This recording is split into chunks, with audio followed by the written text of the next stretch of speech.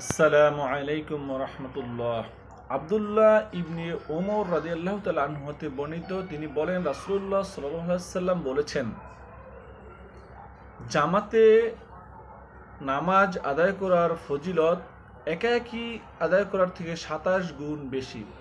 অর্থাৎ আপনি যদি একা একা সালাত আদায় করেন, যে সওয়াব পাবেন তার থেকে ২৭ গুণ বেশি সওয়াব পাবেন যদি জামাতের সহিত সালাত আদায় করেন। আমরা অনেক নামাজিরা আছি যারা মসজিদে যাই না অথবা জামাতে নামাজ আদায় করি না। আমাদের উচিত সকলেরই মসজিদে গিয়ে জামাতের সাথে সালাত আদায় করা।